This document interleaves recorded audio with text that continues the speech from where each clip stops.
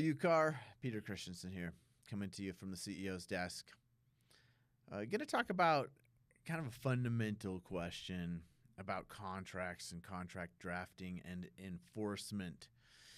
And so the question came up the other day where somebody asked, at what point will the courts look at, like maybe an email that explains some of the terms of the deal or a text or something. So basically what they're asking is evidence outside of the contract. And it's a good question, and we really want to avoid, let's just be clear from the start, we really want to avoid ever having that be an issue. And so that's what I'm going to talk about today. We talk about, and I think they teach this in real estate school in your licensing classes, the concept of the four corners of the contract. And that's really what we're aiming for, is this concept. And I think it's what, if I can, interpret, I think it's what the courts prefer. And that is that we don't have to look beyond the four corners of the contract. What does that mean? Well, what's on the page? What's contained in the contract itself? And so that it should be sufficiently clear from the contract what the terms of the deal are.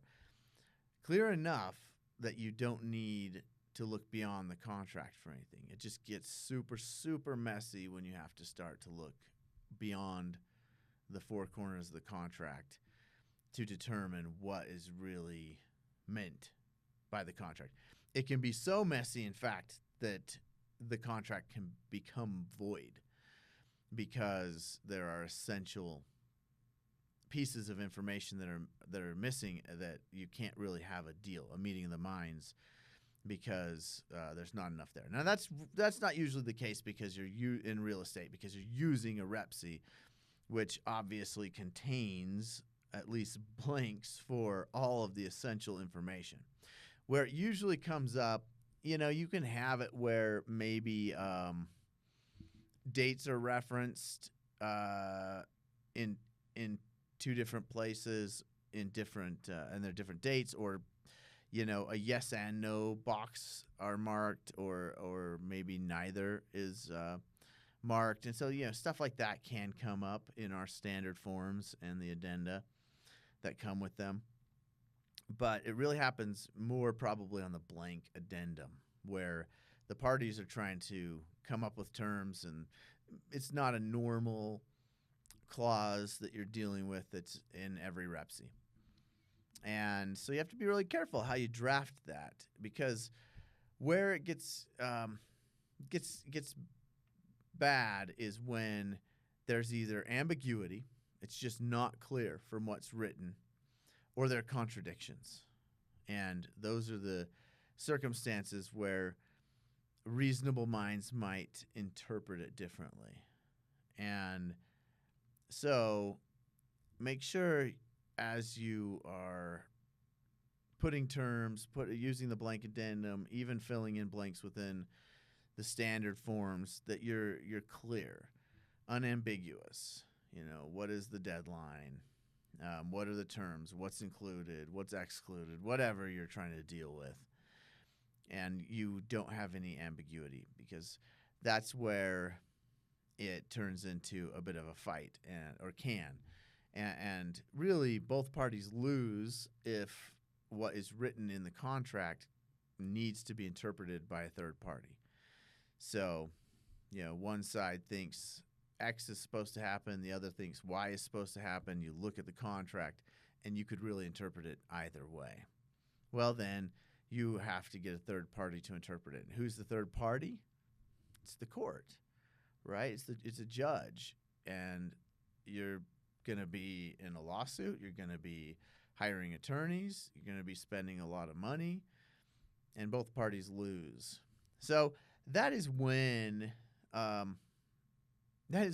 external evidence can become important is if it's ambiguous or it contradicts itself. Then a court may look to emails explaining it. But if it's clear, if it says, Tuesday the 3rd is the deadline, but you have emails and texts saying, oh, we all agreed to, I'm trying to count, the 5th, right? I don't know what day that was, a Friday and Thursday, Friday. And you're saying that was what we intended to be the deadline. And look, we have texts saying, we have emails, we just somebody put in there the 3rd on accident. I guess that would be Thursday the 5th, right? Yeah, all right. Nobody's nodding to me off camera. I'm just counting and hoping I get it right. So, yeah, I think that it doesn't matter. So at that point, really it shouldn't matter. It's what's in the contract and what's signed. Even if we have evidence showing, oops, we maybe put the wrong terms in the contract, and we have these emails, these texts, it's really if it's not unclear what's in the contract, if it's written Tuesday the 3rd, that's going to be the deadline. That's going to be the enforceable deadline, regardless of whether there were external conversations. So if it's unambiguous in the contract, it will control. And so that's why we get confusion like, well, on the MLS it said the hot tub was included. But in the REPC, there was no mention of it being included. Then you're going to go with what's in the REPC. That's your default, is what's there. And it's going to be pretty extreme circumstances where you're going to be able to look beyond the contract to a text or email or MLS a sheet to say this is what was supposed to be in there, but we didn't actually sign it and agree to it. And then that should be enforceable. It's going to be a big stretch and probably not going to help you. So good lesson, good to remember. Keep everything in the contract. Keep it clear. Double check deadlines. Double check to make sure everything's in harmony as you go to amend stuff with an addendum. Make sure if you're referencing the right things, the right dates. If you're not intending to change them, that you're making sure you're clear about what the deadline is, because that's when things can start to get confusing, is if later you're mentioning it as a different deadline. Was the intent to change it? Was it not? Keep it all clean. Just take a little extra time to look at it and make sure that it's unambiguous, not contradictory, so that you can have some confidence in the contract itself. Remember, this is not legal advice. This is legal information only. If you need specific legal advice, please contact your attorney. Thanks for tuning in.